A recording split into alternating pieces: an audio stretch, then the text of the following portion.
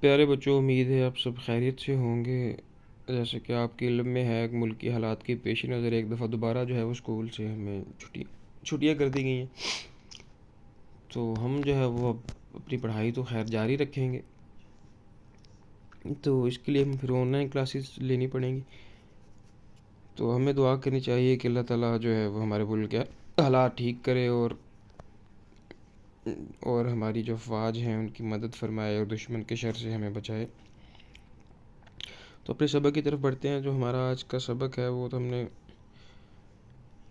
Exercise میں سے کچھ سوال کرنے ہیں، تو ایس ایل او کو دیکھ لیتے ہیں۔ ایس ایل او میں کیا ہے کہ ہم نے جو سبق پڑھا ہے، اس میں ہم نے کیا ایک پڑھنے کا مقصد تو یہ ہے کہ بعض اوقات مزاحیہ انداز میں بھی سنجیدہ پیغام دیا جاتا ہے، جیسے کہ اس ڈرامے میں ہے کہ امتیاز علی تاج صاحب نے ایک مزاحیہ اور طنز کا انداز اپنایا، لیکن اس میں انہوں نے جو پیغام دیا ہے وہ بڑا ایک سنجیدگی والا پیغام ہے کہ مریض کے ارد گرد جو ہے وہ شور و گل نہیں ہونا چاہیے۔ اس سے مریض کی طبیعت ٹھیک ہونے کی بجائے مزید بگڑ سکتی ہے۔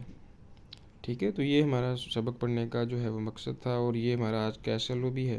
تو مکالمے میں آپ نے پھر جو مزاحیہ باتیں ہیں ان کو دیکھنا ہے، ان پہ غور کرنا ہے، ٹھیک ہے، اور ان مزاحیہ باتوں کے پیچھے جو سنجیدگی ایک چھپی ہوئی ہے اس کے اوپر بھی آپ نے غور کرنا ہے کہ انہوں نے امتیاز علی تاج صاحب نے کس عمدہ انداز میں اس ڈرامے کو پیش کیا ہے۔ تو ہمارا آج کا جو کام ہے وہ ایکسرسائز میں سے ہم نے سوال نمبر 4، 5 اور 6 کرنا ہے۔ پہلے 4 سوال ہم نے کل کر لیے تھے، ٹھیک ہے، جس میں ایم سی کیوز تھے، شارٹ کوسچنز تھے اور حروف کی کچھ اقسام تھیں۔ تو اب ہم دیکھتے ہیں کہ ان سوالوں میں جو ہے وہ کیا بات کی گئی ہے، کیا پوچھا گیا ہے۔ تو کوسچن نمبر 4 میں انہوں نے کہا ہے کہ حروف کی جو ہے نیچے انہوں نے 5 قسمیں ہیں، ان کی تعریفیں اور ان کی مثالیں پوچھی ہیں، ٹھیک ہے۔ یہ ہم نے بھی کل پڑھی ہیں۔ حروف کی مختلف اقسام ہیں، جن میں سے ہم نے کچھ اقسام جو ہیں وہ کل پڑھ چکے ہیں۔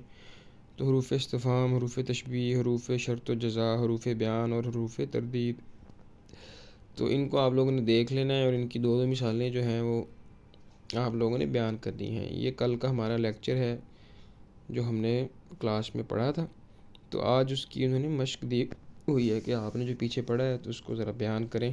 تو آپ نے خود اس کو بیان کرنا ہے، اس کی جو ہے ایکسرسائز آپ نے خود کرنی ہے۔ تو اگر کوئی بات سمجھ نہیں آ رہی تو آپ وہ ہوم ورک میں کاپی پہ لکھ کے مجھ سے پوچھ سکتے ہیں، تو پھر میں وہ نیکسٹ لیکچر میں بات انشاءاللہ آپ کو واضح کر دوں گا۔ تو اس کے بعد آگے ساب کے اور لاحق کے ہے۔ ساب کے اور لاحق کے آپ یعنی کہ پہلے سے ہی پڑھتے آ رہے ہیں، کوئی نئی چیز نہیں ہے۔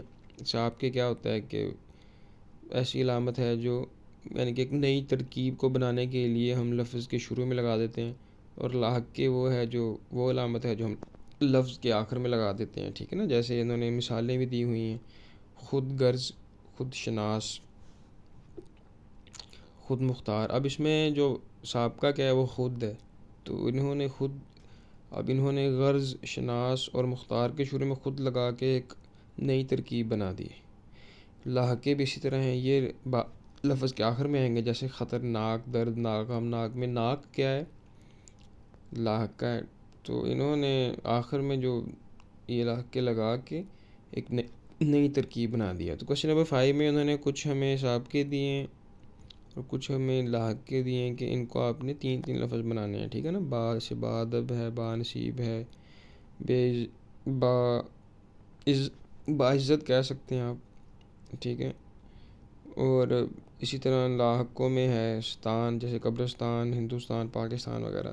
تو آپ نے ان کے اب 3 لاحق کے بنانے ہیں، اور مجھے آپ لوگوں نے بتانے ہیں۔ اگر کوئی مسئلہ ہو تو وہ ہوم ورک میں آپ مجھ سے پوچھ سکتے ہیں۔ اس کے بعد کوسچن نمبر 6 میں انہوں نے جو کہا ہے وہ مکالمہ تحریر کرنے کا کہا ہے کہ ہم نے ٹریفک کے قوانین کیوں ضروری ہیں، اس موضوع پر مکالمہ تحریر کرنا ہے۔ مکالمہ کیا ہوتا ہے؟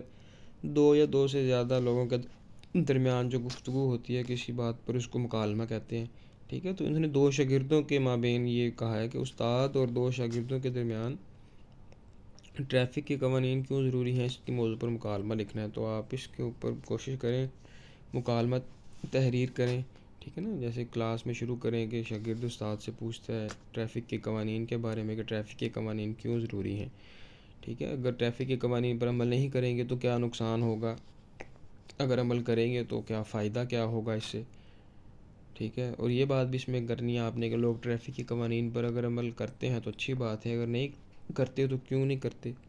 تو استاد صاحب بتائیں گے کہ بہت سی وجوہات ہیں. ہم بعض لوگ جلدی میں ہوتے ہیں جس کی وجہ سے وہ ٹریفک کا خیال نہیں رکھتے. تو بعض لوگوں کا مزاج یوں ہوتا ہے کہ وہ صبر نہیں کر سکتے, جس وجہ سے وہ ٹریفک کے قوانین کی پھر پاسداری نہیں کرتے. تو اس طرح آپ نے یہ مکالمہ لکھنا ہے. تو جہاں کوئی بھی مسئلہ ہو تو پھر وہ آپ لوگ مجھ سے پوچھ سکتے ہیں. ٹھیک ہے نا. اور ہوم ورک جو آپ کا ہے اس میں آپ نے مکالمے کی تعریف لکھنی اور پورٹل پہ شیئر کر دینی ہے, پھر وہ میں آپ کا ہوم ورک چیک کر لوں گا. ٹھیک ہے, تو اپنا خیال رکھیں. یہی ہمارا آج کا کام تھا. فی امان اللہ.